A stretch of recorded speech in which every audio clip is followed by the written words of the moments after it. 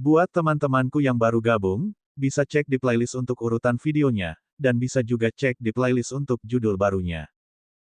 Bab 648, Keterampilan Mekanisme. Gua itu runtuh, kata Mei Yingsui. Semua orang saling memandang, Dugu Ruoksu bertanya, apakah kita maju atau mundur? Tidak ada yang menjawab. Saat berikutnya, termasuk Fang Lin, semua orang hampir bersamaan bergegas menuju gua tempat lelaki tua berpakaian abu-abu dan Su Wang melarikan diri. Tepat setelah mereka memasuki gua yang asli runtuh dengan suara gemuruh yang dahsyat. Batu-batu besar yang hancur jatuh dari atas, mengubur seluruh area tersebut. Namun, keruntuhan itu tidak memengaruhi jalur gua tempat mereka berada. Gua itu tampaknya diperkuat oleh susunan yang membuatnya sangat kuat. Meskipun terdengar gemuruh keras akibat keruntuhan itu, lokasi mereka tidak terpengaruh olehnya. Mereka masuk lebih dalam ke jalan setapak, melewati banyak tulang yang terfragmentasi. Sepertinya mereka adalah seniman bela diri kuno. Saat mereka masuk lebih dalam, ki iblis yang kental terpancar dari depan, seolah-olah ada iblis raksasa yang mengintai di sana. Di tengah perjalanan, mereka berhenti. Alis semua orang berkerut. Tidak ada jalan di depan. Di hadapan mereka ada dinding batu yang sama sekali tidak bisa dilewati.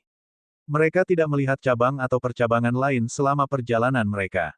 Aneh sekali. Lelaki tua berpakaian abu-abu dan Su Wang juga memasuki jalan setapak ini, tetapi mereka tidak melihat keduanya dimanapun. Bagaimana mereka meninggalkan tempat ini? Ada yang aneh. Mereka merasa ada yang tidak beres dengan jalan ini. Mereka bahkan menduga bahwa lelaki tua itu dan Su Wang sengaja memancing mereka ke sini. Mei Yingsui berdiri di depan, menatap dinding batu. Alisnya yang menawan sedikit berkerut, memperlihatkan ekspresi serius. Ada apa? Dugu Ruoksu bertanya padanya. Mei Yingsui berasal dari lembah wangi surgawi, tempat berbagai keterampilan diajarkan. Dia memiliki pengetahuan tentang kekuatan arai dan saat itu sedang mempelajari apakah arai itu ada di sini. Fang Lin membuka mata rohnya, mencoba melihat melalui ilusi. Namun, dia tidak dapat melihat apapun. Dinding batu itu tampak sangat biasa. Dengan kata lain, jalannya berakhir di sini. Jalan ini diblokir. Mungkinkah mereka berdua menggunakan sesuatu seperti jimat luar angkasa yang rusak untuk meninggalkan tempat ini? Fang Lin menduga. Memang memungkinkan, tetapi masih ada pertanyaan. Jika mereka benar-benar ingin melarikan diri, menggunakan Broken Space Talisman langsung di gua yang runtuh sudah cukup. Mengapa memasuki jalur ini dan kemudian menggunakan Broken Space Talisman? Bukankah itu berlebihan? Zhou Yishui memasuki pusaran hitam dan menghilang. Dia mungkin masih bersembunyi di pegunungan. Setelah mengamati dinding batu itu beberapa saat, Mei Yingsui mulai berbicara, tidak ada susunan di sini, tetapi tampaknya ada keterampilan mekanisme. Keterampilan mekanisme. Fang Lin mengerti apa yang dia bicarakan, namun, Wang Erdan dan yang lainnya bingung. Fokus mereka adalah pada seni bela diri, mereka belum mencoba-coba di bidang lain dan tidak mengerti apa itu keterampilan mekanisme yang disebutkan Yingsui. Fang Lin, yang telah hidup 2 kali, memiliki sedikit pemahaman. Keterampilan mekanisme telah muncul ketika dia menjalani kehidupan sebelumnya. Saat itu, skill mekanisme belum begitu dikenal, dan banyak orang menganggapnya sebagai teknik remeh, metode yang tidak bisa dipakai.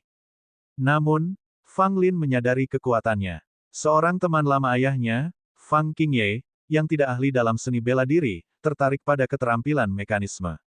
Ia benar-benar menciptakan boneka pertempuran hanya dengan menggunakan keterampilan mekanisme. Boneka perang itu sangat kuat, jauh lebih kuat dari seniman bela diri biasa. Ketika muncul, semua orang terkejut.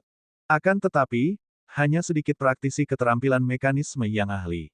Praktisi umum hanya bisa membuat barang biasa. Sangat sedikit orang yang bisa membuat boneka pertempuran. Mei Yingsui yakin bahwa tempat ini telah diatur dengan skill mekanisme. Mereka menduga bahwa dinding batu ini adalah bagian darinya. Saya tidak begitu memahami skill mekanisme.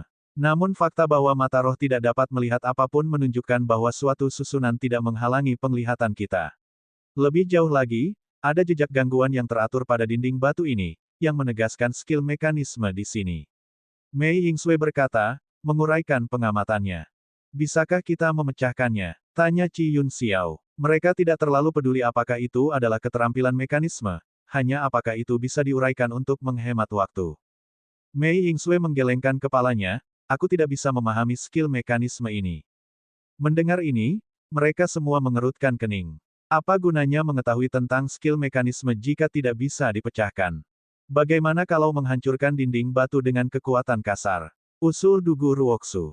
Sebaiknya jangan melawan skill mekanisme dengan kekuatan kasar, karena bisa jadi jebakan akan terpicu dan menyebabkan masalah yang lebih besar, saran Mei Yingsui. Fang Lin tahu bahwa Mei Yingsui benar. Keterampilan mekanisme sangat luar biasa, sedikit gangguan saja dapat memicu reaksi berantai. Ya ampun, kita tidak bisa melakukan ini dan itu. Sungguh merepotkan. Wang Erdan mengeluh, dan segera duduk di tanah. Begitu dia duduk, suara roda gigi berputar dan logam beradu bergema dari mana-mana. Wang Erdan segera bangkit sambil menepis pantatnya dengan ekspresi bingung. Apa yang terjadi? Semua orang terkejut dan berdiri waspada. Mei Yingsui berkata dengan wajah agak muram, tidak bagus. Kita mungkin telah memicu jebakan. Mungkin ada bahaya yang sedang terjadi. Kita harus bersiap. Mendengarkan perkataannya, Wang Erdan tampak malu. Sambil menggaruk kepalanya, aku hanya duduk saja, aku tidak menyangka itu akan memicu jebakan. Pada titik ini, tidak ada seorang pun yang berniat untuk menyelesaikan masalah ini. Skill mekanisme telah diaktifkan, dan mereka tidak tahu apa yang akan terjadi selanjutnya. Tiba-tiba, tanah di bawah kaki mereka amblas tajam. Sebelum mereka sempat bereaksi, tanah itu lenyap. Saat mereka mencoba menyeimbangkan diri di udara, beberapa cakar perak terbuat dari logam tiba-tiba terbang dari bawah dan mencengkeram pergelangan kaki mereka, menyeret mereka ke bawah. Awalnya, semua orang mengira cakar perak itu adalah benda biasa. Namun, begitu cakar itu menempel, kekuatan yang luar biasa besar menghalangi mereka untuk melawan, dan langsung menyeret mereka ke bawah. Mereka merasakan diri mereka terjun, angin bersiul di telinga mereka saat mereka mencoba melawan. Degup, degup. Dalam sekejap, mereka jatuh ke tanah, menyebabkan semua orang terjatuh dengan kikuk. Di mana tempat ini? Fang Lin melihat sekeliling dan menyadari bahwa tempat itu gelap gulita. Dia tidak bisa melihat apapun. Satu-satunya hal yang dapat dikenali di dekatnya adalah rekan-rekannya. Pada saat yang sama, tawa dingin bergema, "Selamat datang di neraka. Kamu sudah mati." Mendengar kata-kata itu, semua orang tercengang. "Pergilah ke neraka. Kaulah yang mati." Wang Erdan langsung memaki balik. Suara mendesing. Kilatan cahaya dingin melesat ke arah Wang Erdan. Wang Erdan bereaksi cepat untuk menepis pedang pendek yang datang. "Kau bereaksi cukup cepat." Sosok bayangan itu mengejek sambil tertawa. Bab 649, Kerangka Pohon Kuno. Siapa di sana? Bersembunyi di balik bayangan, apa kau takut menunjukkan dirimu? Kata Dugu Ruoksu dingin. Suasana hening menyelimuti ketika tiba-tiba, satu persatu, lampu minyak redup menyala, berdiri di sekeliling mereka. Cahayanya redup, tetapi cukup untuk menerangi pandangan semua orang. Barulah mereka menyadari bahwa tempat ini adalah aula kuno. Meski yang tersisa hanyalah reruntuhan, samar-samar terlihat kemegahan aula ini sebelumnya. Lampu-lampu minyak ini semuanya ditopang oleh kerangka-kerangka, api yang terpancar dari tengkorak tulang-tulang ini, tampak seperti api hantu.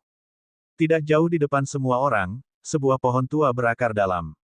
Pohon tua ini tampaknya berada di ambang kehancuran, dan yang mengejutkan, pohon itu terhubung dengan kerangka hitam pekat.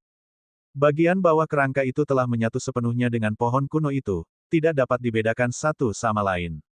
Bagian atas kerangka itu kehilangan lengannya, sehingga menciptakan pemandangan yang sangat mengerikan.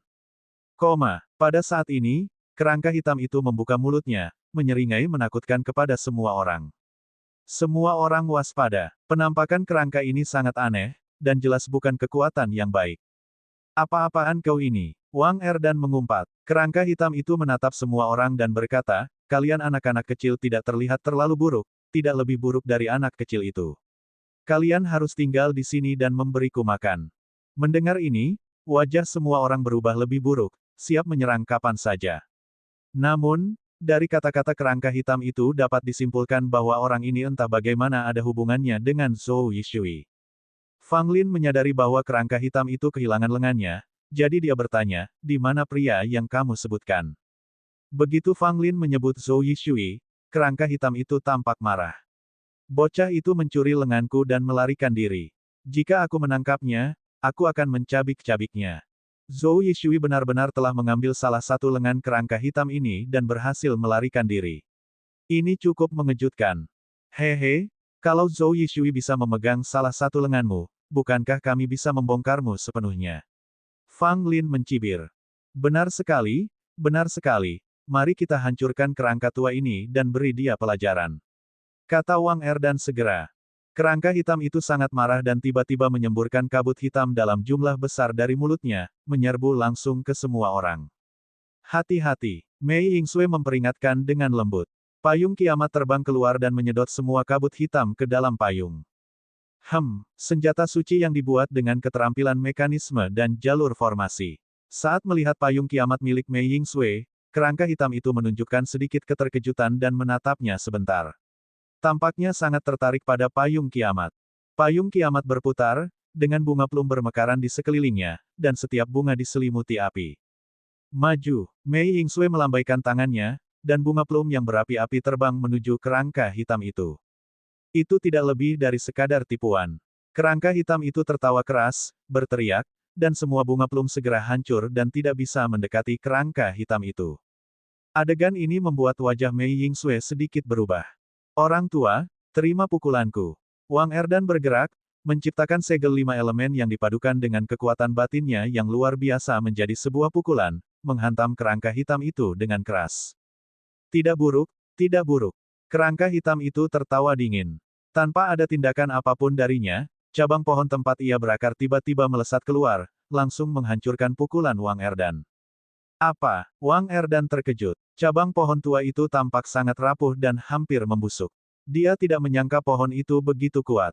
Dugu Ruoksu dan Qi Yun Xiao menyerang secara bersamaan. Pedang panjang Dugu Ruoksu memancarkan sinar cahaya perak, dan aura dingin muncul di sekelilingnya. Naga terbang tinggi. Cahaya pedang yang tak berujung berubah menjadi naga perak cemerlang, memancarkan hawa dingin yang menusuk tulang saat ia menerjang ke arah pohon kuno.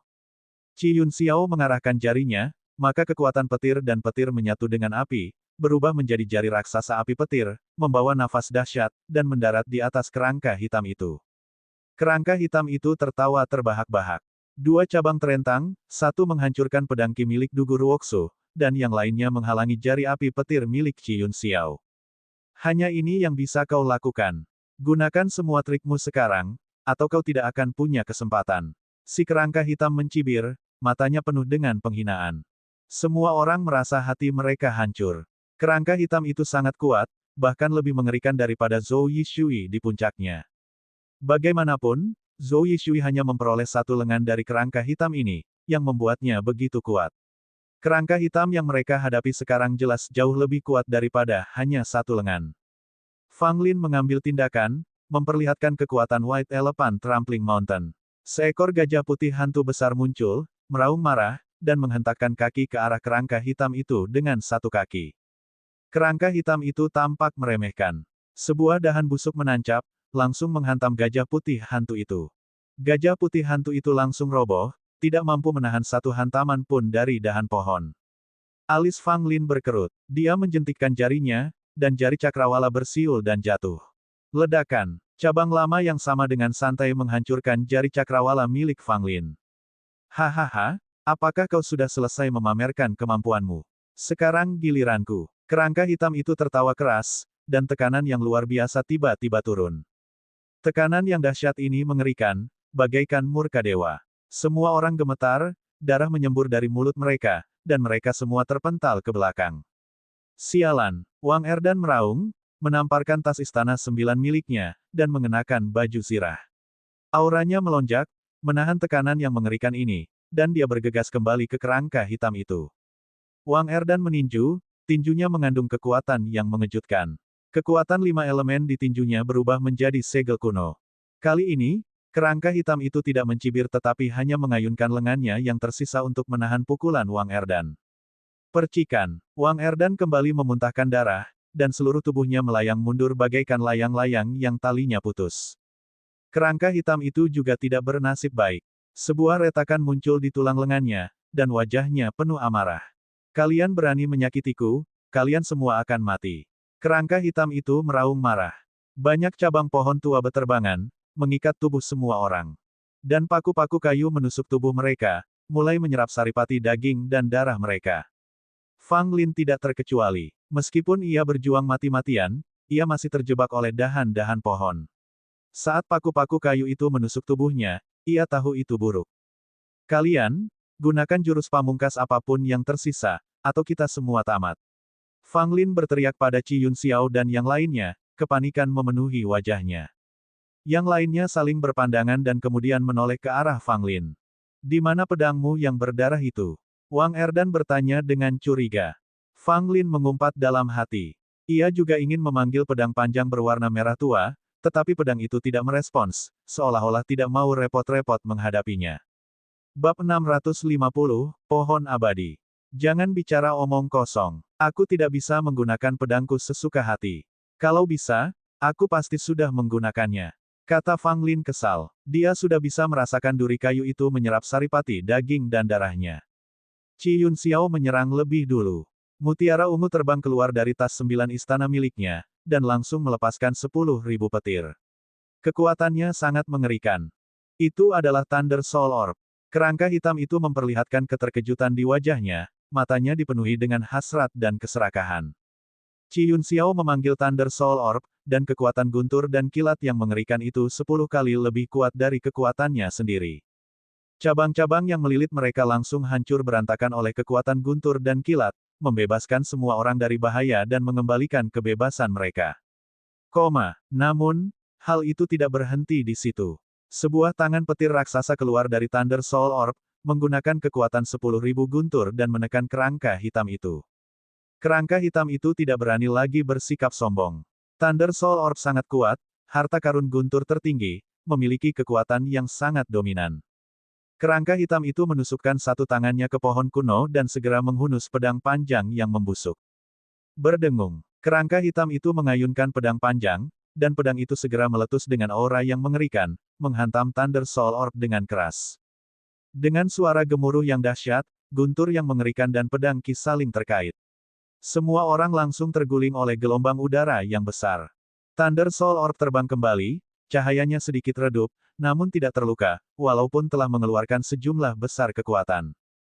Melihat pedang panjang yang membusuk itu, pedang itu telah patah menjadi dua bagian, hancur total. Mata kerangka hitam itu dipenuhi dengan rasa sakit hati. Meskipun pedang ini sudah sangat lapuk dan hampir runtuh, pedang ini masih bisa digunakan untuk beberapa saat jika dirawat dengan baik. Namun tanpa diduga, tabrakan dengan Thunder Soul Orb telah menghancurkannya sepenuhnya. Kau telah menghancurkan pedang kesayanganku, gantilah dengan harta karunmu. Si kerangka hitam itu geram, mengulurkan tangannya untuk mencoba merebut Thunder Soul Orb. Melihat situasi yang berbahaya, Qi Yun Xiao segera memasukkan kembali Thunder Soul Orb ke dalam tasnya. Pada saat ini, Mei Yingsui juga mengeluarkan kartu trufnya. Sebuah lampu kuno berwarna putih bersih muncul, bagaikan bunga teratai yang sedang mekar, dengan api putih berkelap-kelip di dalamnya. Begitu lampu kuno berwarna putih ini muncul, gelombang api putih menyapu keluar. Tidak bagus. Kerangka hitam itu sangat terkejut. Ia segera menarik lengannya, tetapi sudah terlambat, lengannya telah tergores oleh api putih. Tiba-tiba, api putih mulai membakar seperti belatung tulang pada tulang tangan yang hitam pekat. Kontras antara hitam dan putih sangat mencolok. Kerangka hitam itu langsung menunjukkan ekspresi kesakitan. Api ini tidak biasa, bahkan tubuhnya, yang lebih kuat dari besi hitam milenium, tidak dapat menahan api putih yang membakarnya. Kerangka hitam itu mulai mengeluarkan asap hitam dari mulutnya dalam upaya memadamkan api di tangannya. Sementara itu, cahaya terang memancar dari lampu kuno berwarna putih, menyinari kerangka berwarna hitam itu. Kerangka hitam itu segera merasakan sakit yang hebat di sekujur tubuhnya. Cahaya ini membawa kekuatan yang sangat istimewa yang tampaknya sangat menahannya, seolah-olah tubuhnya akan meleleh di bawah cahaya ini. Pohon kuno itu bergetar, seolah-olah hendak mencabut akarnya. Kerangka hitam yang menyatu dengan pohon kuno itu melolong satu demi satu. Saat berikutnya, kerangka hitam itu kembali masuk ke dalam pohon kuno. Dengan demikian, cahaya dari lampu kuno berwarna putih tidak dapat lagi menyinari kerangka hitam itu. Pohon tua itu tiba-tiba bergerak, dahannya yang besar bersiul dan menjatuhkan lampu tua berwarna putih bersih itu. Api putih itu jatuh ke pohon kuno itu, namun anehnya, api itu tidak menyala. Mei Yingsui mengernyitkan alisnya. Dari semua aspek, api seharusnya memiliki efek menahan yang signifikan pada kayu. Namun, pohon kuno ini sama sekali mengabaikan api putih, tanpa memberikan efek apapun padanya. Fang Lin telah menatap pohon kuno itu selama beberapa saat sebelum akhirnya berkata, itu adalah pohon abadi. Pohon itu melampaui 5 elemen. Api dan air tidak dapat melukainya. Mendengar ini, semua orang diam-diam terkejut. Jadi, ini adalah pohon abadi yang terkenal. Pohon abadi merupakan pengecualian di antara pohon-pohon lainnya. Pohon ini dapat bertahan hidup bahkan tanpa tanah dan dapat berakar di mana saja. Bahkan di tengah api yang berkobar, pohon ini dapat terus tumbuh dari generasi ke generasi. Umur pohon seperti itu sangat panjang. Pohon itu dapat hidup selama ribuan tahun tanpa membusuk. Pohon abadi di depan mereka jelas telah bertahan lama. Pohon itu sudah mulai membusuk, tetapi bisa juga karena kerangka-kerangka gelap telah menyatu dengannya, menyerap kekuatan hidup pohon abadi, membuatnya hampir mati. Meski begitu, pohon abadi itu sendiri sangat kuat dan serangan biasa hampir tidak mampu menggoresnya. Kerangka gelap itu bergabung dengannya dan dapat dianggap sebagai bagian dari pohon abadi. Ia menggunakan tubuh pohon abadi untuk bertarung, membuatnya kebal terhadap lampu kuno putih murni milik Mei Yingsui. Mundur. Melihat pohon abadi menerjang mereka, semua orang segera mundur untuk menghindari konfrontasi langsung dengan pohon abadi. Bagaimanapun, tubuh pohon abadi sangatlah keras. Jika ia menyerang mereka secara langsung, dampaknya akan setara dengan gunung yang bergerak. Wang Erdan ingin bergabung tetapi dia sudah cedera dan kini hampir tidak bisa berkontribusi. Dugu Ruoksu ragu-ragu sejenak sebelum akhirnya menamparkan tas istana sembilannya, mengeluarkan kotak giok persegi panjang. Semua orang mengalihkan perhatian mereka ke kotak giok itu, semuanya terkejut. Kotak itu sebenarnya terbuat dari giok pemanasan langit yang sangat berharga. Potongan besar Sky Warming Jade tersebut hanya digunakan untuk membuat sebuah kotak, lalu barang apakah yang jauh lebih berharga yang ada di dalam kotak tersebut?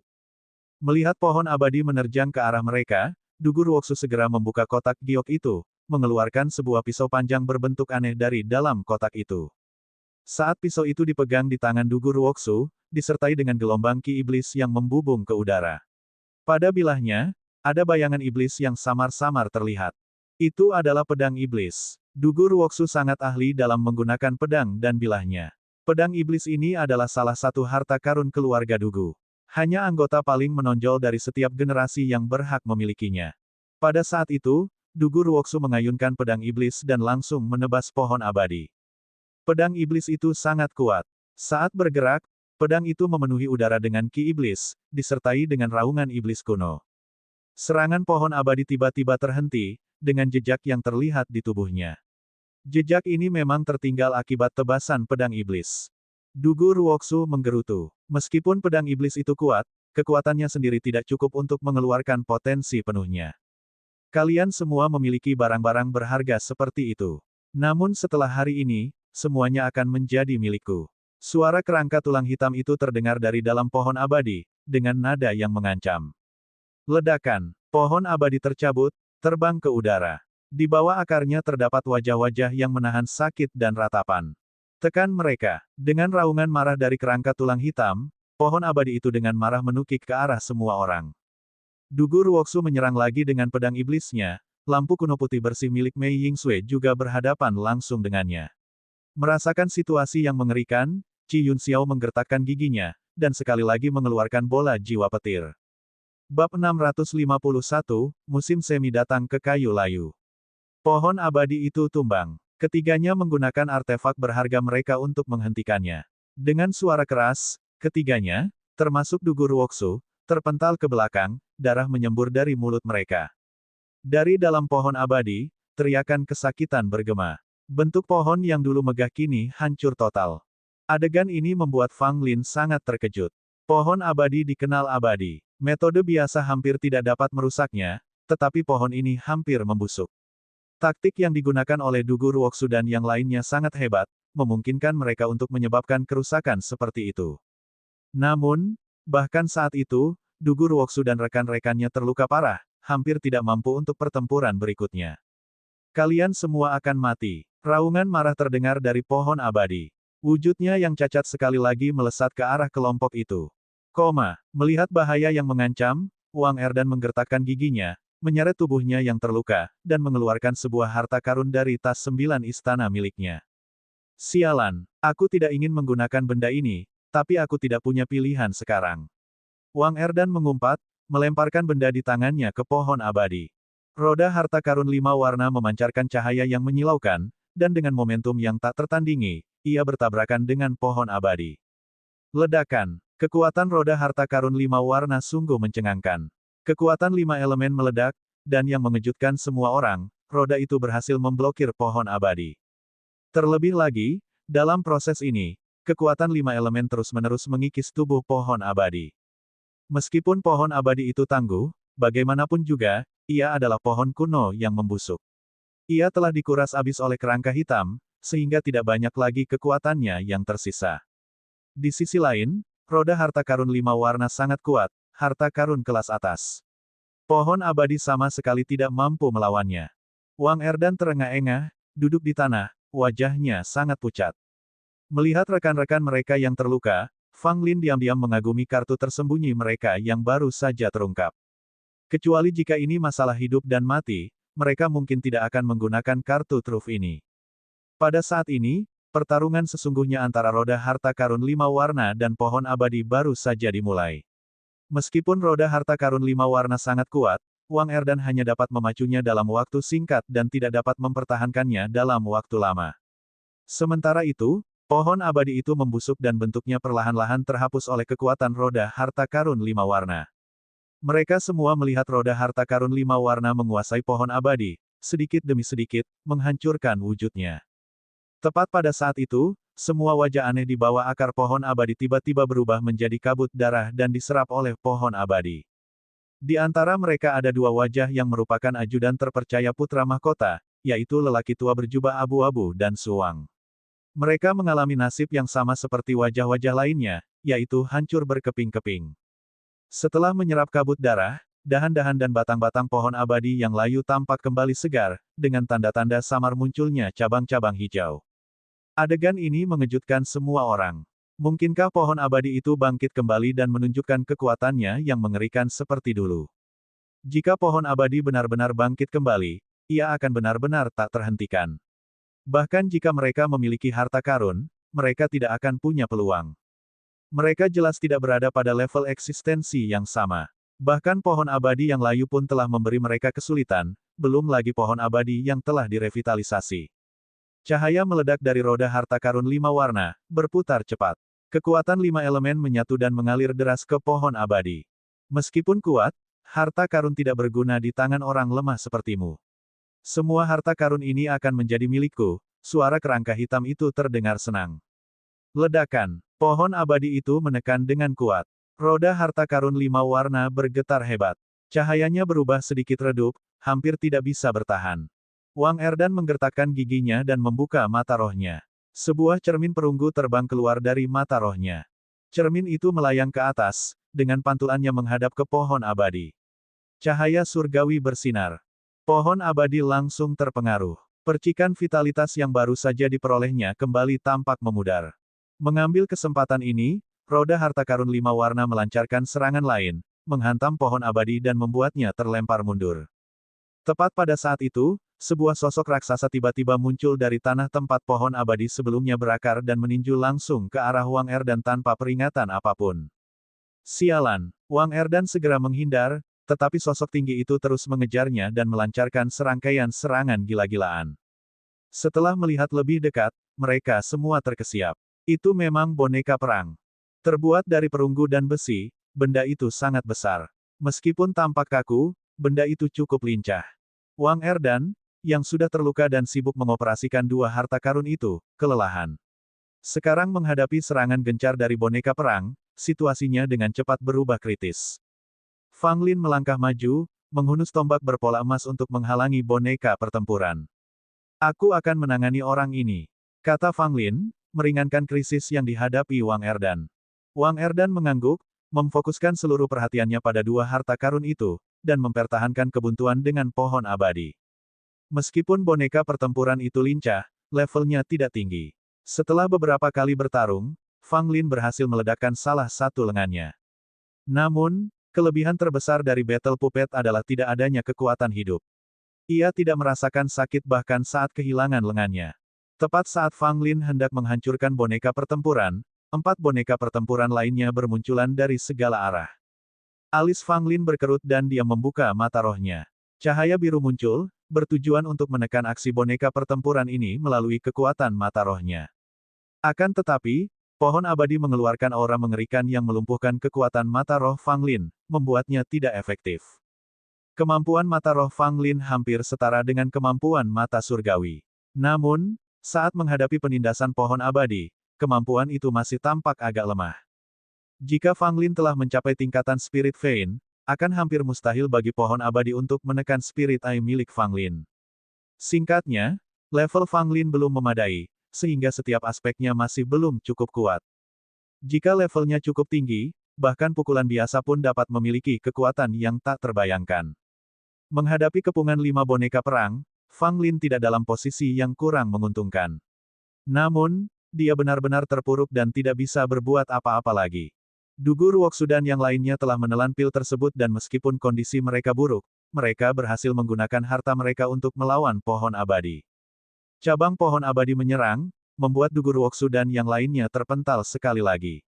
Kali ini, luka mereka lebih parah, dan mereka tidak dapat melanjutkan pertarungan lagi. Namun, gangguan yang disebabkan oleh Dugu Ruoksudan yang lainnya memberi Wang Erdan kesempatan. Dia mengaktifkan cermin perunggu, melepaskan sinar cahaya surgawi 5 elemen langsung ke tubuh pohon abadi yang retak. Selanjutnya, roda harta karun 5 warna itu mengeluarkan suara gemuruh dan menghantam keras dahan pohon abadi. Kalian semua sedang mencari kematian. Suara kerangka hitam itu terdengar. Pohon abadi telah dipukul berulang kali, yang membuatnya sangat marah. Bab 652, tombak kuno menunjukkan kekuatannya. Ledakan. Pohon abadi itu bersenandung, berdenyut dengan aura yang mendominasi saat ia dengan ganas menabrak roda harta karun 5 warna. Roda harta karun 5 warna meredup seolah mendapat hantaman keras, bergoyang tak stabil saat mulai jatuh ke bawah. Seekor kerangka hitam melompat keluar dari pohon abadi, satu-satunya tangan kerangkanya yang tersisa berusaha meraih roda harta karun 5 warna. Wang Erdan berusaha menarik roda harta karun 5 warna, namun si kerangka hitam mendahuluinya dan mencengkeramnya. Harta karun ini sekarang milikku, si kerangka hitam tertawa dingin. Mengabaikan perlawanan roda harta karun, ia mengambilnya kembali ke pohon abadi menggunakan kekuatannya untuk menekan artefak itu. Wajah Wang Erdan berubah serius. Dia segera mengaktifkan cermin harta karunnya, memancarkan cahaya surgawi yang lebih menyilaukan. Cahaya surgawi memang hebat, tetapi pohon abadi saat ini memancarkan vitalitas, tumbuh semakin kuat. Awalnya, cahaya surgawi dapat menekan pohon abadi, tetapi sekarang, ia kesulitan melakukannya. Fang Lin, yang dikerahkan oleh 5 boneka perang, melihat situasi semakin genting. Oleh karena itu, ia memutuskan untuk mengerahkan kekuatannya yang paling tangguh. Dengan sutra langit kabut ungu yang bekerja bersamaan dengan kekuatan garis keturunan puncak pemecah, kekuatan Fang Lin melonjak. Dengan menggunakan tombaknya, ia langsung menusuk tubuh boneka perang. Boneka pertempuran, yang dibuat menggunakan keterampilan mekanisme, tidak dapat bergerak setelah titik operasi krusialnya rusak. Seolah-olah telah merasakan kelemahan boneka pertempuran tersebut, Fang Lin mengincar mereka satu persatu, membuat mereka tak bisa bergerak, dan membiarkan mereka berdiri di sana dengan tatapan kosong. Akhirnya bebas, Fang Lin mengarahkan tombaknya ke arah pohon abadi. Mencari kematian, kerangka hitam itu mengejek, melirik Fang Lin dengan jijik, dan melemparkan cabang pohon ke arahnya. Yang mencari kematian adalah kau. Fang Lin meraung, menggunakan kemampuan Breaking Peak yang diwariskannya, dan melakukan serangan balik terhadap serangan pohon abadi. Namun, gelombang serangan ini mengakibatkan cabang pohon patah dengan suara, krek, pelepasan vitalitas seketika muncul dari cabang yang patah. Kerangka hitam itu tampak tertegun, tidak menyangka serangannya sendiri tidak hanya gagal melukai Fang Lin tetapi juga merusak pohon abadi dalam prosesnya. Pada titik ini, kerangka hitam itu mengambil tindakan sendiri. Kabut hitam tebal muncul dari mulutnya, berubah menjadi patung tinju yang mengerikan, melolong ke bawah ke arah Fang Lin. Melihat ini, mata Fang Lin berbinar. Tidak berani menghadapinya secara langsung, dia menghindarinya menggunakan teknik langkah 9 surga. Ledakan, patung tinju hitam itu menghantam tanah, menyebabkannya bergetar tanpa henti. Jika bukan karena reaksi cepat dari trio Dugu Ruoksu, mereka pasti sudah berada di dalam zona benturan. Bantu aku menahannya sebentar. Fang Lin mengaktifkan langkah 9 surga, bergerak semakin dekat ke arah pohon abadi, sambil berteriak pada Wang Erdan di bawah. Wang Erdan tampak ceria, meskipun tidak tahu apa sebenarnya yang direncanakan Fang Lin. Namun, dia tetap menepuk dadanya dengan sepenuh hati, menyemburkan saripati vital. Inti sari kehidupan berceceran di cermin harta karun, segera mengintensifkan cahaya sucinya berkali-kali lipat, menciptakan sosok kabur yang muncul di permukaannya. Sosok itu mengarahkan jarinya ke pohon abadi segera setelah ia muncul.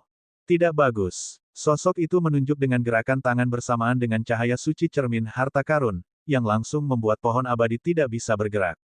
Bahkan kerangka hitam itu pun tertekan. Wajah Wang Erdan berubah pucat, tanpa warna apapun.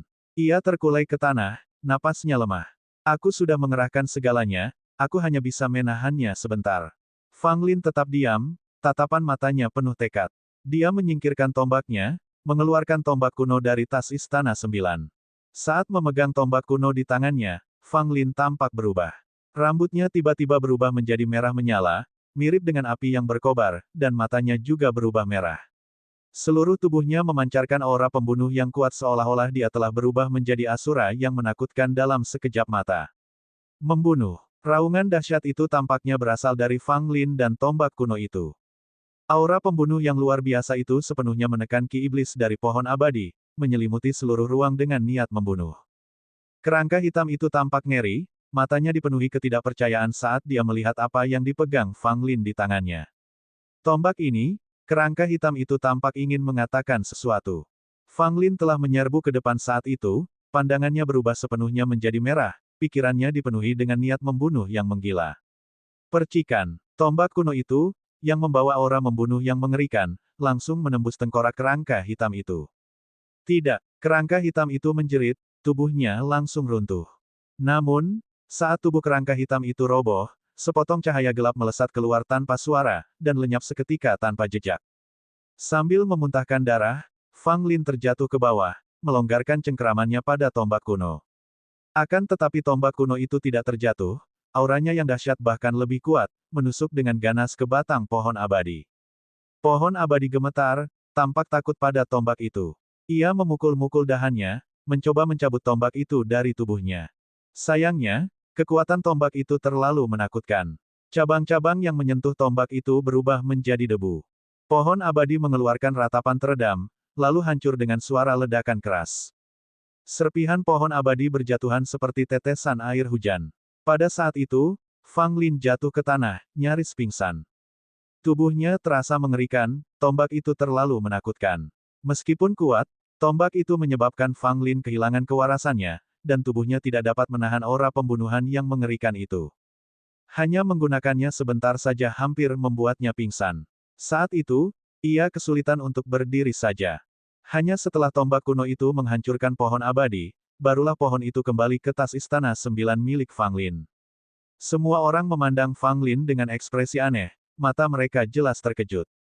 Kerangka hitam yang sangat kuat dan pohon abadi itu sebenarnya telah diurus oleh Fang Lin. Bukankah ini terlalu berlebihan? Fang Lin terengah-engah, meminum 2 pil tanpa mempedulikan reaksi mereka dan mulai bermeditasi untuk memulihkan kekuatannya. Setelah pohon abadi hancur, roda harta karun 5 warna terjatuh, dan bersama dengan cermin harta karun, dikumpulkan kembali ke dalam tas Wang Erdan. Bagaimana kamu bisa membawa begitu banyak harta karun? Wang Erdan berkomentar dengan ekspresi terkejut. Fang Lin menggelengkan kepalanya sambil tersenyum pahit tanpa mengucapkan sepatah kata pun, meskipun diam-diam waspada terhadap yang lain. Meskipun mereka telah bertarung berdampingan, dia tidak begitu mengenal mereka. Jika mereka berniat untuk mengambil harta karun miliknya dan memutuskan untuk menyerangnya, dia akan mendapat masalah. Pada titik ini, Qi Yun Xiao dan Dugu Ruoksu berpikir untuk memanfaatkan kelemahan Fang Lin untuk merebut harta karunnya. Bagaimanapun, kondisi mereka berdua lebih baik daripada Fang Lin. Jika mereka bergerak, peluang keberhasilan mereka tinggi. Mei Yingxue tidak menunjukkan tanda-tanda akan melakukan hal yang sama. Sepertinya dia tidak tertarik dengan harta yang dimiliki Fang Lin. Namun, hati manusia terkadang tidak terduga. Siapa yang tahu apakah dia benar-benar tidak tertarik? Suasana menjadi sedikit tegang. Bab 653, Pria Bertopeng. Sialan, sialan, sialan. Setelah bersembunyi di sini selama bertahun-tahun, aku tidak menyangka akan jatuh ke tangan sekelompok junior hari ini. Itu tidak bisa ditoleransi. Jauh di dalam gunung 100 binatang, sebuah bayangan meraung lewat, mengucapkan kutukan. Bayangan ini adalah kerangka hitam yang sama, tetapi saat ini, ia telah berubah menjadi siluet gelap, telah kehilangan daging dan darahnya, tetapi ia masih mampu bertahan hidup. Ini adalah jiwa surgawi, hanya orang kuat yang mencapai tingkatan tertentu yang dapat membiarkan jiwanya terus bertahan hidup setelah meninggalkan tubuh. Jelas, kerangka hitam ini memiliki tingkat kultivasi yang sangat tinggi. Meskipun tubuh fisiknya hancur, jiwanya masih bisa melarikan diri. Namun saat ini, meskipun jiwanya masih hidup, kondisinya sangat buruk. Bagaimanapun, para iblis telah membuat kekacauan di Gunung 100 Binatang, dan jiwanya mudah terkikis oleh Ki Iblis. Seiring berjalannya waktu, mereka akan kehilangan akal sehat dan menjadi hantu pengembara tanpa kemauan sendiri. Bayangan itu berkeliaran di sekitar Gunung Ganas, mencoba menemukan tubuh yang cocok untuk ditinggali sementara. Tiba-tiba bayangan itu terhenti. Cahaya keemasan turun dari langit, menyelimutinya. Bayangan itu ketakutan dan mencoba untuk keluar, tetapi berteriak dengan sedih saat bersentuhan dengan cahaya keemasan itu, seolah-olah sebagian jiwanya mencair. Bayangan itu tiba-tiba menoleh untuk melihat, hanya melihat seorang pria muda berjubah perlahan mendekat, sebuah botol emas di tangannya. Itu kau. Bayangan itu tiba-tiba marah, berubah wujud menjadi manusia, tampak panik saat melotot ke arah pemuda berjubah itu, berharap bisa mencabik-cabiknya. Pemuda berjubah itu memegang botol emas, dengan senyum tipis di wajahnya, tubuhmu telah hilang, hanya jiwa suci yang tersisa, nilaimu telah sangat berkurang, tetapi itu masih belum cukup. Apa yang sedang kau coba lakukan? Bayangan itu menampakkan ekspresi ketakutan, lalu melihat kilatan cahaya di dalam botol emas itu, dan tanpa perlawanan apapun, ia pun ditarik ke dalam botol itu. Setelah menangkap bayangan itu, pemuda berjubah itu berbalik dan berkata dengan lembut, kau terus memperhatikanku dalam kegelapan selama ini, kau pikir aku tidak tahu. Begitu kata-kata itu terucap, seorang pria mengenakan topeng dan jubah hitam longgar berjalan keluar dari kejauhan. Siapa kamu? Pemuda berjubah itu menatap orang itu sambil mengerutkan kening. Pria bertopeng itu berkata dengan suara serak, aula pembunuhan tersembunyi. Mendengar kata-kata itu, mata pemuda itu menyipit dan sedikit kewaspadaan muncul di pupilnya, meskipun dia tidak menunjukkan rasa takut. Seseorang dari Hidden Kill Hall. Tanya pemuda itu dengan dingin. Pria bertopeng itu berkata, Meng Yuan sudah mati, dan kamu tidak bisa lepas dari keterlibatan. Ekspresi pemuda itu acuh tak acuh, sikapnya sangat acuh tak acuh, saya juga menyesalkan kematian Meng Yuan, tetapi kematiannya tidak ada hubungannya dengan saya. Pria bertopeng itu menggelengkan kepalanya, bahkan jika Meng Yuan tidak dibunuh olehmu, kematiannya ada hubungannya denganmu. Kau tidak dapat menyangkalnya, aku telah melihat semuanya. Mendengar kata-kata ini, pemuda itu mencibir, jadi apa? Apakah kamu di sini untuk membalas dendam pada Meng Yuan? Saat dia berbicara, aura pemuda berjubah itu melonjak. Dia melangkah maju dengan tiba-tiba, berniat untuk menekan pria bertopeng itu dengan momentumnya sendiri. Akan tetapi, pria bertopeng itu tidak bereaksi apa-apa, seolah-olah dia sama sekali tidak merasakan aura penindasan dari pemuda berjubah itu. Meskipun Meng Yuan sudah mati, aku tidak ingin ikut campur lebih dari yang diperlukan, kata pria bertopeng itu. Pemuda itu mengerutkan kening, lalu apa sebenarnya yang ingin kau lakukan?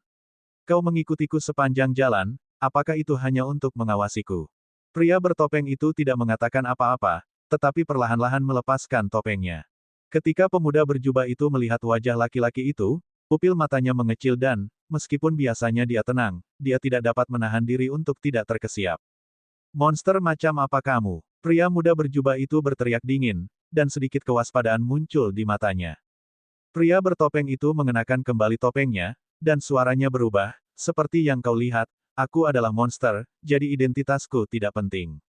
Jelaskan tujuanmu. Pemuda berjubah itu tidak ingin lagi melanjutkan pembicaraan yang tidak ada gunanya itu. Kita punya musuh yang sama, kita berdua ingin Fang Lin mati, kata pria bertopeng itu. Mendengar perkataan itu, kening pemuda itu berkerut, seolah sedang merenungkan kebenaran perkataan lelaki itu. Tidak ada konflik antara kau dan aku. Kita bisa bekerja sama untuk membunuh Fang Lin. Itu menguntungkan dan tidak merugikan kita berdua, kata pria bertopeng itu. Bagaimana aku bisa mempercayaimu? Tanya pemuda berjubah itu. Waktu akan membuktikan segalanya. Pria bertopeng itu menyelesaikan kalimatnya dan berbalik untuk pergi, tampaknya tidak ingin terlalu terlibat dengan pemuda itu saat ini. Setelah pria bertopeng itu pergi, pemuda itu menatap ke arah hilangnya pria itu, wajahnya berubah tak terduga. Tidak peduli siapapun dirimu, jika kau ingin melawanku, Zhou Yishui, kau pasti akan gagal. Pemuda berjubah, Zhou Yishui, bergumam pada dirinya sendiri, lalu juga meninggalkan tempat ini. Di bawah gua, Fang Lin diam-diam menyembuhkan lukanya, sementara yang lainnya tetap diam. Qi Yun Xiao dan Dugu Ruoxu sesekali melirik ke arah Fang Lin, tatapan mereka sedikit dingin. Tentu saja, Fang Lin menyadari niat kedua orang itu, dan dia mendengus dingin dalam hatinya. Meskipun kondisinya saat ini cukup buruk, dia bukanlah orang yang bisa dianggap enteng. Kita tidak boleh tinggal lama di sini, sebaiknya kita pergi secepatnya agar tidak terjadi masalah, kata Mei Yingsui sambil melirik ke arah Dugu Ruoxu dan Qi Yun Xiao. Setelah kita meninggalkan tempat ini, aku tidak akan menjadi musuh Zhou Yishui lagi, kata Dugu Ruoxu tiba-tiba. Mendengar ini, semua orang menatapnya. Wang Erdan menunjukkan ekspresi penghinaan yang jelas, setelah semua keributan ini, kamu masih bersekongkol dengan Zhou Yishui. Dugu Ruoxu mendengus, keluarga kekaisaran memiliki hubungan dekat dengan keluarga Dugu. Kecuali Zhou Yishui mengancamku, aku tidak akan menjadi musuhnya. Apakah kau menjadi musuhnya atau tidak, itu bukan urusanku. Tapi kau sudah mulai mendekatinya, kata Fang Lin sambil membuka matanya dan mencibir. Wajah Dugu Ruoxu tidak menunjukkan emosi, tapi aku belum sepenuhnya berselisih dengannya. Keluarga Dugumu benar-benar hebat, ya. Qi Yun Xiao mengejek tanpa kepura-puraan. Dia sudah berselisih dengan Dugu Ruoxu, jadi dia tidak menahan kata-katanya. Dugu Ruoxu melirik Qi Yun Xiao tetapi memilih tidak mengatakan apapun. Fang Lin, sudah waktunya menyelesaikan masalahmu yang meminum obat suci, kata Dugu Ruoxu, bersiap menghadapi Fang Lin. Ya, masalah ini tidak bisa begitu saja ditutup-tutupi, sahut Qi Yun Xiao. Fang Lin tersenyum dan menatap Mei Yingsui dan Wang Erdan, bagaimana dengan kalian berdua? Apakah kalian juga ingin menyelesaikan masalah obat suci denganku? Wang Erdan menggaruk kepalanya, meskipun aku tidak terlalu peduli dengan obat suci, tapi menurutku keduanya ada benarnya. Mei Yingsui menatap Fang Lin, obat suci itu diperoleh olehmu, sementara kami berusaha sekuat tenaga namun sia-sia. Itu benar-benar tidak benar. Sekarang, keempat orang itu menatap Fang Lin. Kecuali Wang Erdan, yang tampak sedikit konyol, tiga orang lainnya tampak memasang ekspresi agak tidak bersahabat. Senyum Fang Lin semakin lebar, jika kalian semua ingin menyelesaikan masalah denganku, maka mari kita selesaikan dengan baik. Bab 654, Medan Perang dengan Niat Membunuh. Setelah berkata demikian, Fang Lin menepuk tas Istana Sembilan dan mengeluarkan pedang panjang berwarna darah, lalu menusukkannya ke depan. Ketika melihat pedang panjang berwarna darah itu, semua orang terkejut, wajah mereka menunjukkan sedikit kekhawatiran. Mereka semua telah menyaksikan bagaimana Fang Lin mengintimidasi Zhou Yishui dengan pedang ini sebelumnya. Sekarang, Fang Lin yang menghunus pedang itu tidak diragukan lagi adalah usahanya untuk menghalangi mereka, mencegah mereka bertindak gegabah. Memang, itu efektif dan semua orang waspada, tidak berani meremehkan Fang Lin lagi. Fang Lin menyeringai sambil menatap orang lain, tanpa mengucapkan sepatah kata pun. Meskipun kita telah bergandengan tangan kali ini dan berhasil melewati krisis, tidak ada gunanya bagi kita untuk saling bermusuhan sekarang, Mei Yingsui memulai, mencairkan suasana.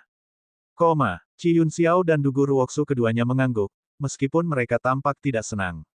Wang Erdan, di sisi lain, tampak cukup tertarik pada pedang panjang berwarna darah itu, apakah pedang ini benar-benar sekuat itu? Fang Lin tersenyum, kamu bisa mencobanya. Wang Erdan segera menggelengkan kepalanya, lupakan saja. Aku tidak akan mencoba. Bahkan Zhou Yishui pun tidak punya kesempatan untuk melawannya, aku juga tidak akan punya kesempatan. Dengan itu, ketegangan mereda. Fang Lin menghela napas lega. Ia tidak sepenuhnya yakin pada dirinya sendiri, karena pedang panjang berwarna darah itu, meskipun kuat, sulit dikendalikan. Akan memalukan jika ia tidak dapat menggunakannya dengan efektif. Setelah beberapa saat, ketika luka semua orang sudah sedikit pulih, mereka terbang ke lorong di atas dan menelusuri jalan kembali. Meskipun gua itu telah runtuh, dengan keterampilan mereka, mereka dapat dengan mudah membuka jalan. Rombongan itu selamat dari cobaan itu dan keluar dari gua, di mana kerumunan telah menunggu mereka sejak lama. Begitu mereka tiba, kerumunan itu langsung mengepung mereka. Membubarkan. Orang-orang dari Lembah Wangi Surgawi, Sekte Lima Elemen, Sekte Sen Xiao, dan keluarga Dugu dengan cepat membentuk lingkaran pelindung di sekeliling mereka, menangkis orang lain yang mencoba mendekat. Melihat Mei Yingsue dan yang lainnya terluka dan tidak dalam kondisi baik, mereka segera mengawal mereka keluar dari daerah yang bermasalah ini. Fang Lin secara alami juga menyelinap ke dalam kerumunan. Meskipun keluarga Dugu, Sekte Lima Elemen, dan Sekte Shen Xiao semuanya memusuhi dia, Lembah Wangi Surgawi dan dia tidak memiliki dendam masa lalu. Selain itu, Lembah Wangi Surgawi memiliki hubungan dekat dengan aliansi Pil. Sebagai penyuling Pil dari aliansi Pil, tidak ada yang akan mengatakan apapun tentang dia yang menemani mereka. Kakak-kakakku, kalian semua terlihat sangat cantik, kata Fang Lin sambil tersenyum, berbicara kepada para murid perempuan Lembah Wangi Surgawi. Para murid perempuan Lembah Wangi Surgawi memang cantik. Mendengar komentar Fang Lin, mereka semua tersenyum tipis. Dugu Nian tidak senang dan menatap Fang Lin dengan tajam, sebelum kembali ke sisi keluarga Dugu, mengabaikan Fang Lin. Nona Dugu nampaknya kesal padamu, salah satu murid perempuan dari Lembah Wangi Surgawi terkekeh. Fang Lin mengernyit, abaikan saja dia. Kelompok itu menemukan tempat terpencil di mana Mei Yingsue dan yang lainnya dapat memulihkan luka-luka mereka. Fang Lin dengan murah hati menawarkan beberapa pil kepada semua orang. Namun, mereka ragu-ragu sebelum meminumnya, tidak tahu apakah pil itu bermanfaat atau beracun. Bagaimana jika terjadi kesalahan setelah meminumnya? Mei Yingsue, yang memiliki pengetahuan tentang Tao alkimia, memeriksa pil-pil itu dan kemudian meminumnya. Tidak lama kemudian, dia tampak jauh lebih baik. Melihat Mei Yingsue telah mengambilnya, yang lain juga bersedia memakannya. Dalam sekejap mata, 3 hari telah berlalu. Setelah 3 hari, semua orang sudah pulih. Pil Fang Lin memainkan peran penting, memangkas waktu pemulihan mereka hingga setengahnya. Lagi pula, mereka semua menderita luka berat kali ini, seolah-olah mereka baru saja lolos dari cengkeraman kematian.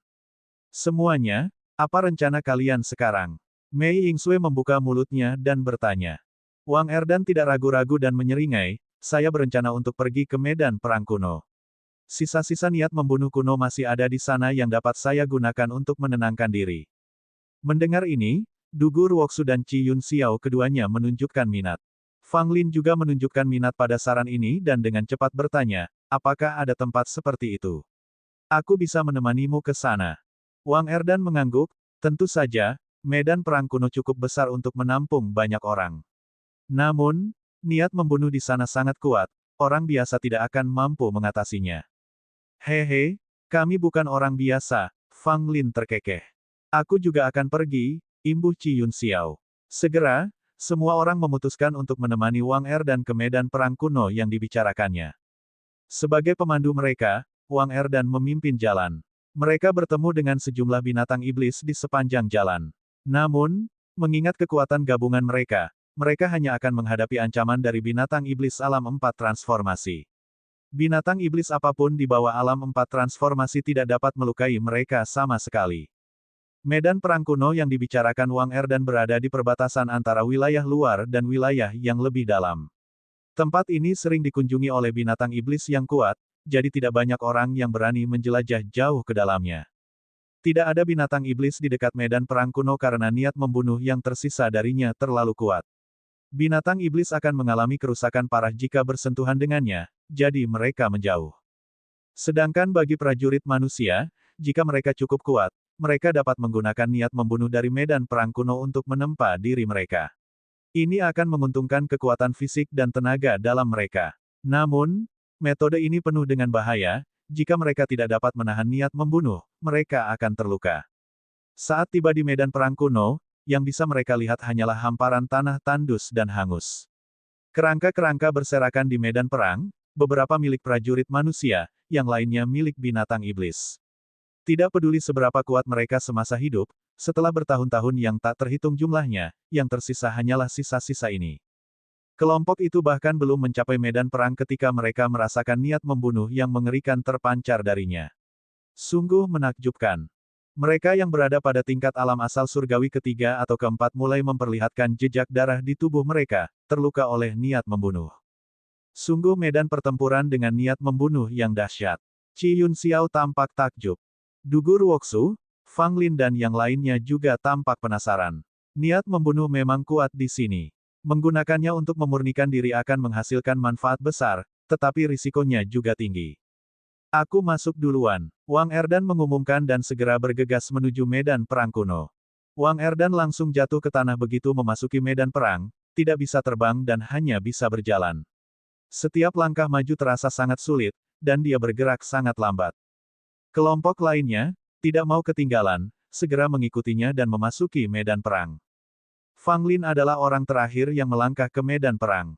Begitu dia masuk, sebuah kekuatan tak dikenal turun ke atasnya, melucuti kemampuannya untuk terbang. Sungguh niat membunuh yang kuat, pikir Fang Lin, tercengang oleh niat membunuh yang luar biasa. Dia baru saja berhasil melangkah ke medan perang kuno dan sudah merasa kesulitan. Tiba-tiba, dia melihat ada pergerakan di belakangnya. Saat menoleh ke belakang, dia melihat Dugu Nian juga telah memasuki medan perang. Bab 655, Niat Membunuh di Mana-mana.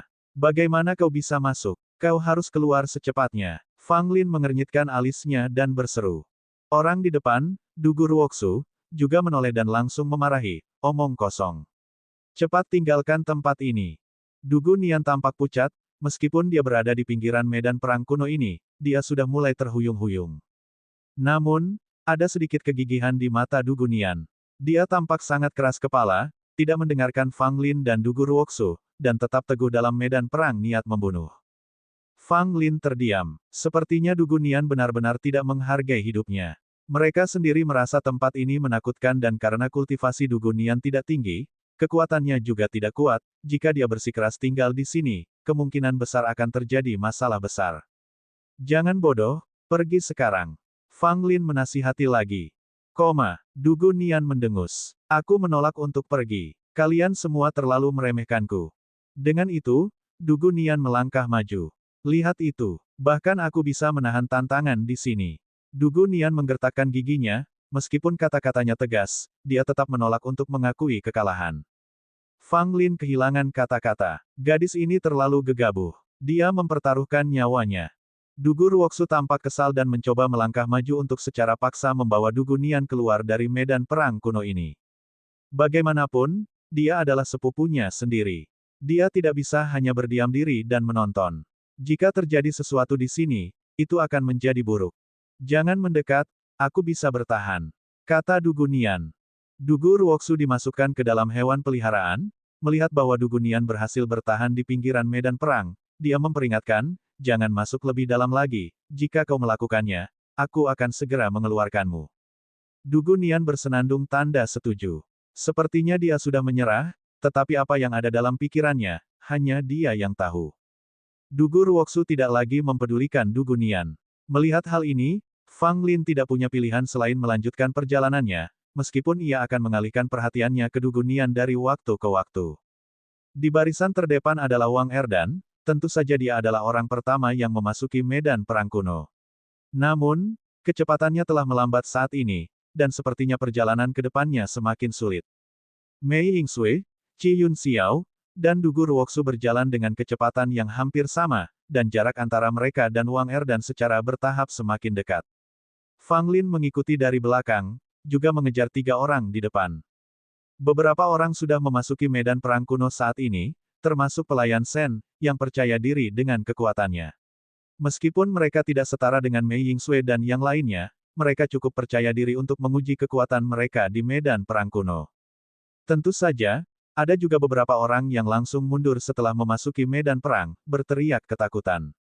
Kurangnya kekuatan dan kekuatan fisik mereka membuat mereka tidak dapat menahan aura pembunuh dari medan perang kuno, dan mereka jelas tidak dapat mengandalkan niat membunuh di tempat ini untuk menempa diri mereka sendiri. Niat membunuh di medan perang ini jelas merupakan konsekuensi dari pertempuran besar di masa lampau.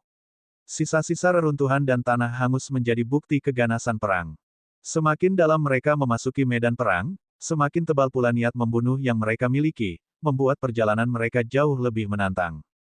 Tubuh Fang Lin cukup kuat, jadi, untuk saat ini, perjalanannya ke depan tampak relatif mulus, secara bertahap menutup celah antara dia dan trio termasuk Mei Yingsui.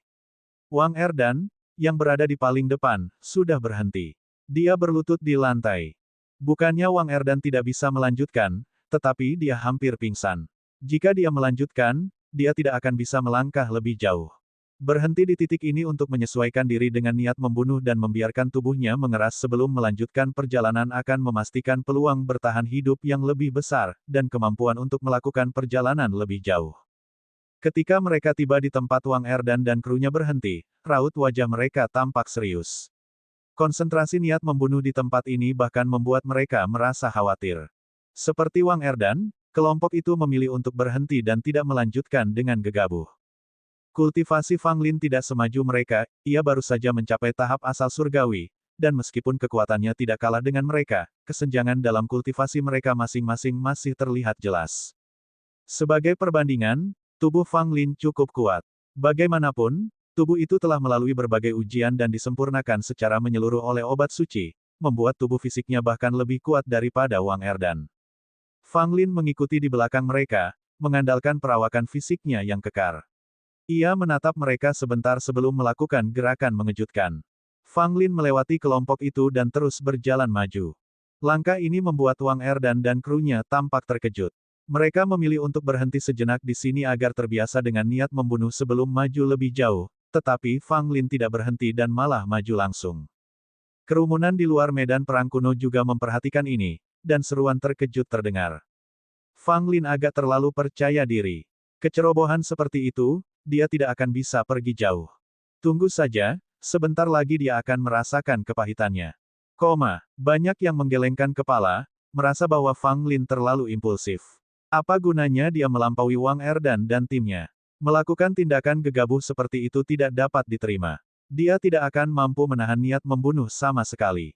Bahkan jika dia berhasil melampaui mereka untuk saat ini, dia tidak akan bisa bergerak sedikit pun nanti. Fang Lin, sebaiknya kau berhenti sejenak, saran Mei Yingsui. Fang Lin menoleh ke arah kelompok itu. Aku masih bisa maju sedikit. Setelah mengatakan itu, Fang Lin melangkah maju lagi. Meskipun langkahnya lambat, dia terus memperlebar jarak di antara kelompoknya. Konyol. Dugu Ruoksu mengejek tanpa ampun. Qi Yun Xiao melirik Fang Lin dan berkata, jika kamu terluka karena akumulasi niat membunuh, itu tidak akan terlihat baik. Fang Lin menyeringai, jika kau ingin melukaiku, jumlah niat membunuh ini tidak cukup. Semua orang memperhatikannya, penasaran sejauh mana Fang Lin bisa melangkah. 1 langkah, 2 langkah, 3 langkah. Setelah 7 langkah, Fang Lin berhenti. Ia akhirnya mencapai batasnya. Intensitas niat membunuh di sini membuat Fang Lin sangat sulit bernapas. Tubuhnya seperti diiris-iris, dan jika bukan karena kekuatan batinnya yang melindungi tubuhnya dan bentuk fisiknya yang kuat, ia pasti sudah berdarah sekarang. Ini adalah batas Fang Lin, dia bahkan tidak bisa melangkah maju setengah langkah pun. Jika dia mencoba melangkah lebih jauh, dia akan langsung diliputi oleh niat membunuh dan terluka parah. Meskipun enggan, Fang Lin tahu batas kemampuannya. Mampu melampaui Wang Erdan dan krunya dengan 7 langkah saja bukanlah hal yang mudah. Oleh karena itu, Fang Lin duduk bersila dan mengambil ramuan obat kuno yang berusia 1000 tahun dari barang-barang miliknya, dan mulai menyerap dan memurnikannya. Sungguh mengesankan bisa melangkah sejauh ini. Dia mungkin gegabah, tapi dia sungguh menakjubkan. Mari kita lihat apakah dia bisa cepat terbiasa dengan niat membunuh. Sayang sekali kekuatan kita terlalu rendah untuk memasuki medan perang kuno ini. Orang-orang di luar medan perang kuno tersentak kaget. Tepat pada saat itu, sebuah siluet tiba-tiba terbang keluar dan mendarat langsung di medan perang kuno. Bab 656, Orang Misterius muncul. Pria itu muncul secara tak terduga, tetapi begitu muncul, ia menarik perhatian banyak orang. Pria itu mengenakan topeng, mengenakan jubah hitam, memancarkan aura misterius. Ia melangkah ke medan perang kuno dan mulai maju selangkah demi selangkah. Siapa orang ini? Apakah kita pernah melihatnya sebelumnya? Aku tidak tahu, tapi dia tampak kuat. Dia bergerak sangat cepat. Tidak bisakah dia merasakan ki iblis di medan perang kuno ini? Semua orang terkejut. Langkah pria bertopeng itu mantap, seolah-olah dia tidak terpengaruh oleh energi pembunuh di tempat itu. Wang Erdan dan kelompoknya semua menatap pria bertopeng itu, mata mereka dipenuhi kebingungan dan ketakutan. Fang Lin juga menatap pria bertopeng itu, alisnya sedikit berkerut. Dia merasakan ada sesuatu yang familiar dengan pria bertopeng itu, tetapi dia tidak bisa mengingatnya dengan jelas. Namun satu hal yang pasti, pria bertopeng ini sangat tangguh, membawa energi pembunuh yang tak terbayangkan yang telah membawanya ke kedalaman tempat Wang Erdan dan kelompoknya berada. Melihat pemandangan ini, ketakutan dan keterkejutan yang terlihat di mata kelompok Wang Erdan semakin dalam. Jika orang ini bisa sampai di sini, itu berarti kekuatannya mungkin tidak lebih lemah dari mereka. Dari mana orang kuat ini berasal? Mengapa mereka tidak memiliki kesan apapun tentangnya sebelumnya? Sosok misterius yang belum pernah terlihat sebelumnya, dengan kekuatan yang begitu hebat, sudah cukup untuk membuat semua orang waspada. Siapa kamu? Qi Yun Xiao segera bertanya. Pria bertopeng itu memandang kelompok Wang Erdan tetapi tetap diam. Melihatnya terdiam, Qi Yun Xiao mendengus dan menyerang dengan sambaran petir. Meski agak agresif, hal ini dimaksudkan untuk menguji kekuatan sebenarnya pria tersebut. Pria bertopeng itu melihat petir datang dan melambaikan tangannya dengan dramatis, membubarkan petir itu dengan segera. Ini hampir tidak dihitung sebagai gerakan, tetapi cukup untuk menunjukkan bahwa kekuatan pria itu sungguh luar biasa. Jangan serang aku, atau energi pembunuh itu akan terpengaruh, yang akan mengakibatkan konsekuensi yang tak terbayangkan. Pria bertopeng itu berkata dengan suara serak. Setelah itu, dia menoleh ke arah Fang Lin yang berada jauh di depan. Di balik topengnya, tatapan matanya yang dingin menunjukkan makna yang dalam. Tanpa berlama-lama, pria bertopeng itu melangkah 3 langkah lagi lalu duduk bersila. Jadi, pria bertopeng itu telah melampaui kelompok Wang Erdan dan sekarang hanya berjarak 4 langkah dari Fang Lin. Suasana menjadi agak aneh untuk sesaat. Pria bertopeng yang tak terduga ini, yang tiba-tiba melangkah lebih jauh ke medan perang, benar-benar mengejutkan. Fang Lin telah menatap orang ini, bahkan mengaktifkan mata rohnya untuk mencoba melihat wajah asli pria ini. Namun, begitu dia mengaktifkan mata rohnya, yang dia lihat hanyalah kabur. Jelas, pria ini juga memiliki mata roh dan telah menggunakan kekuatan mata rohnya untuk menghalangi penyelidikan Fang Lin. Apakah kau ingin melihat wajah asliku? Tanya pria bertopeng itu, nadanya seolah mengejek. Tidak, Fang Lin menjawab dengan nada meremehkan. Petik 2, petik 2. Pria bertopeng itu kehilangan kata-kata. Orang ini tidak bermain sesuai aturan. Jika dia tidak mau melihat, mengapa dia menggunakan mata rohnya untuk memata-mataiku? Hehe, kau akan tahu pada waktunya, pria bertopeng itu mencibir. Fang Lin mendengus, berpura-pura misterius. Ya, apa kau pikir aku tidak bisa mengenalimu hanya karena kau memakai topeng? Mendengar kata-katanya, mata pria bertopeng itu berkilat kaget. Mungkinkah Fang Lin benar-benar mengenalinya? Bagaimana mungkin? Sebenarnya, Fang Lin tidak tahu siapa pria bertopeng ini. Dia hanya berbicara tanpa berpikir. Waktu terus berjalan. Orang-orang di luar medan perang kuno perlahan maju, tetapi kemajuan mereka sangat sedikit, pada dasarnya hanya berjalan 1 atau 2 langkah. Du Gunian, secara mengejutkan, melangkah maju beberapa langkah meskipun tampak lemah. Meskipun ekspresi wajahnya menunjukkan kelelahan dan pucat pasi dengan beberapa luka di lengannya yang mengeluarkan darah, dia menggigit bibirnya dengan tekad dan melangkah maju lagi. Dengan langkah ini, Du Gunian hampir roboh di tempat. Memercikkan. Dia memuntahkan darah. Tubuhnya bergoyang, sepertinya dia tidak akan mampu bertahan lebih lama lagi. Melihat ini, Du Guruoksu dan Fang Lin ingin membantu membawa Du Gunian keluar dari medan perang kuno untuk mencegahnya terluka parah. Namun, Du Gunian segera duduk bersila dan mengeluarkan sebotol pil dari tas istana sembilannya untuk ditelan. Setelah itu, kondisinya membaik secara signifikan. Auranya terus meningkat, jelas dia menggunakan energi pembunuh dari tempat ini untuk memperbaiki dirinya. Melihat ini, Du Guruoksu dan Fang Lin menghela napas lega. Wanita muda ini memang bersedia memberikan segalanya. Meskipun dia jelas-jelas sudah mencapai batasnya, dia masih bertahan. Namun, ini juga membuktikan sifat keras kepala Du Gunian. Meskipun bakatnya dalam bela diri tidak luar biasa, dia tidak ingin tertinggal dari yang lain. Meskipun jaraknya besar, dia tetap ingin mempersempit jarak tersebut sebisa mungkin. Mungkin, semua itu untuk mempersempit jarak antara dirinya dan Fang Lin. Kultivasi pelayan Sen tinggi, tetapi tubuh fisiknya tidak kuat, jadi dia maju agak lambat di medan perang kuno. Namun, kepala pelayan Sen menggunakan metode yang stabil dan mantap. Meskipun lambat, namun aman, dan dia tidak membuat kesalahan besar. Kemudian, sebuah tornado terbentuk jauh di dalam medan perang kuno.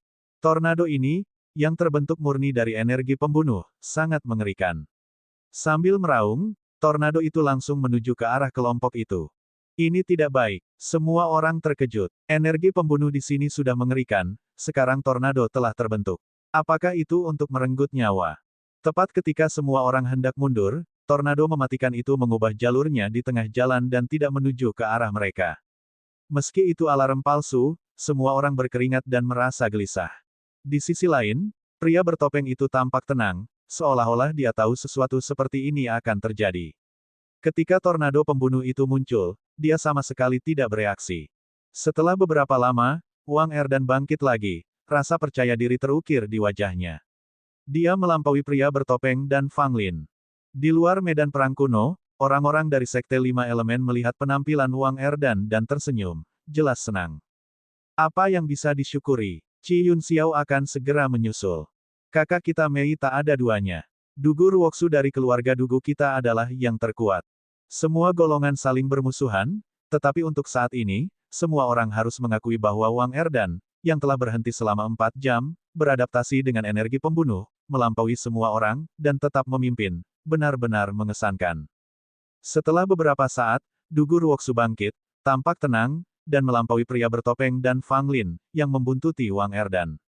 Tak lama kemudian, Qi Yun Xiao dan Mei Yingsui melakukan hal yang sama, menunjukkan kekuatan mereka yang luar biasa. Satu persatu, mereka melampaui pria bertopeng dan Fang Lin. Sementara itu, pria bertopeng itu juga berdiri. Dia menatap Fang Lin dengan dingin dan berjalan melewatinya. Bab 657, Pertempuran untuk Niat Membunuh. Fang Lin mengamati lelaki itu dengan tenang, perasaan gelisah entah kenapa muncul dalam dirinya sejak pertama kali ia melihat orang bertopeng ini. Wang Erdan dan yang lainnya berada di kedalaman yang sama, dengan pria bertopeng pada jarak yang sedikit lebih jauh, masih dalam kedalaman yang sama. Dengan cara ini, Fang Lin telah tertinggal.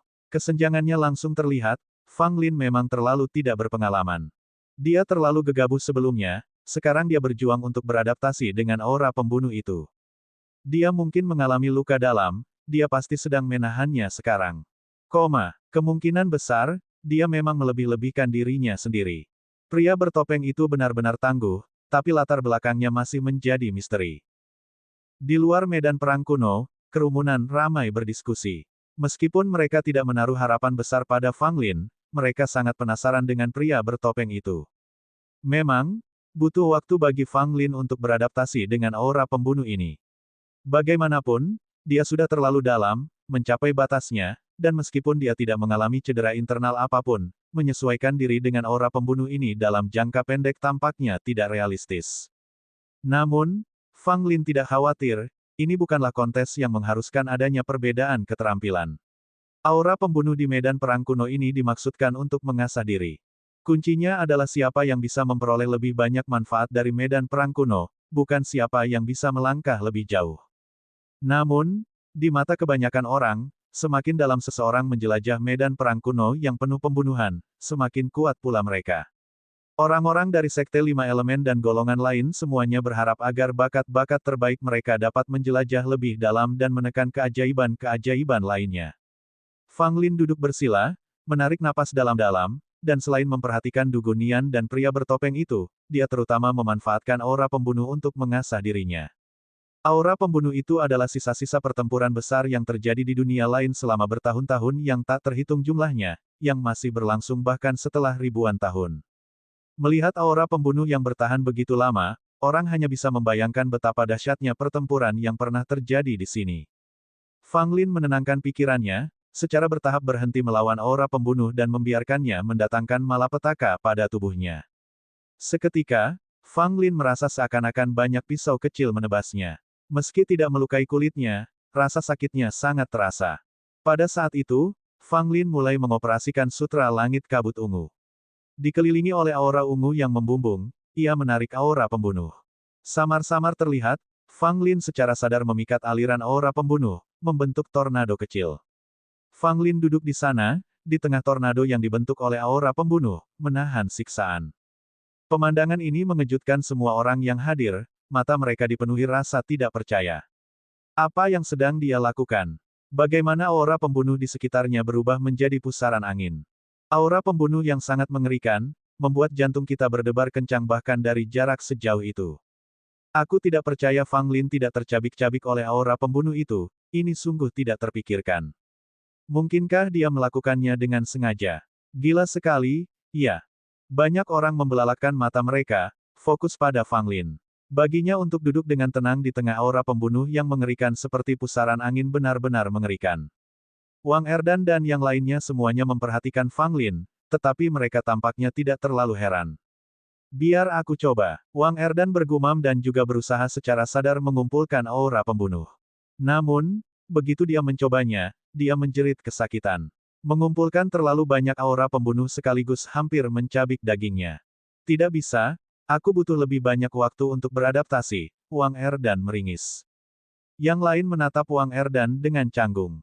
Kamu baru saja sampai sejauh ini dan belum beradaptasi dengan aura pembunuh, tetapi kamu berani memancing aura pembunuh. Bukankah ini mengundang masalah? Fang Lin yang duduk di tengah pusaran angin pembunuh, merasakan tubuhnya semakin terbiasa dengan aura pembunuh. Rasa sakitnya pun memudar. 1 jam kemudian, Fang Lin tidak lagi merasakan sakit akibat aura pembunuh itu, sebaliknya, ia mulai menikmati sensasi aura yang mengalir di sekujur tubuhnya. Aku perlu menarik lebih banyak aura pembunuh, gumam Fang Lin, sambil terus memutar sutra langit kabut ungu, berusaha menarik lebih banyak aura pembunuh. Namun, ia segera menyadari ada sesuatu yang tidak beres. Wang Erdan dan 3 orang lainnya, bersama pria bertopeng, semuanya menarik aura pembunuh untuk membersihkan tubuh mereka. Dengan kata lain, ada 5 orang yang bersaing dengan Fang Lin untuk mendapatkan aura pembunuh. Sebelumnya, Fang Lin adalah satu-satunya yang menarik aura tersebut, jadi dia telah mengumpulkan cukup banyak, tetapi sekarang, dia harus bersaing dengan kelima orang ini. Saat menyadari hal ini, Fang Lin terdiam sejenak, mengapa kalian meniru metodeku? Tidak bisakah kalian berinovasi? Wang Erdan dan yang lainnya, bersama dengan pria bertopeng itu, tidak memiliki keraguan, dalam kapasitas mereka, mereka menarik aura pembunuh sebanyak mungkin, membentuk pusaran angin yang mirip dengan Fang Lin. Beberapa bahkan berskala lebih besar. Terutama si pria bertopeng, menggunakan metode yang tidak diketahui, dia mengumpulkan aura paling mematikan dan menahan rasa sakit paling besar. Namun, melihat keadaan pria bertopeng itu, dia tampak sangat tenang, walaupun tidak ada seorang pun yang dapat menebak ekspresinya di balik topeng itu. Fang Lin menggerutu pelan tetapi juga sedikit kesal. Bagaimana dia bisa bersaing dengan orang-orang ini untuk mendapatkan aura pembunuh? Karena kalah jumlah, Fang Lin pasti akan kalah. Haruskah dia menjelajah lebih jauh ke medan perang kuno? Meskipun dia bisa melangkah lebih jauh, jarak antara dia dan kelompok Wang Erdan tidak akan bertambah banyak, dia masih akan bersaing dengan mereka untuk mendapatkan aura pembunuh. Melihat kesulitan Fang Lin, Du Guruoksu dan Qi Yun Xiao menatapnya dengan tatapan mengejek, dan Wang Erdan mengedipkan mata nakal padanya. Namun, entah mengapa, meskipun merasa geli, ia tampak merasakan campuran aneh antara rasa sakit dan senang. Namun, Mei Yingsui menahan diri untuk tidak membuat ekspresi aneh dan hanya melirik Fang Lin. Fang Lin merasa tidak berdaya dengan situasinya. Akhirnya, dia menguatkan diri dan memutuskan untuk menantang keempat orang ini. Kau ingin bersaing dengan kami untuk mendapatkan aura pembunuh? Tidak mungkin. Wang Erdan dan rekan-rekannya, merasakan perubahan aura pembunuh di sekitar mereka, mencibir dalam hati. Setelah perkelahian singkat, Fang Lin yang tidak berdaya mengakui bahwa ia tidak dapat mengalahkan mereka semua sendirian. Tepat ketika mereka mulai mengejek Fang Lin, dia melakukan sesuatu yang mengejutkan. Dia menghunus tombak kuno dan menegakkannya di depannya. Hah! Semua orang mengerutkan kening, tidak yakin dengan niat Fang Lin. Saat berikutnya, mereka mengerti. Begitu tombak kuno itu muncul, seluruh medan perang kuno menjadi kacau balau.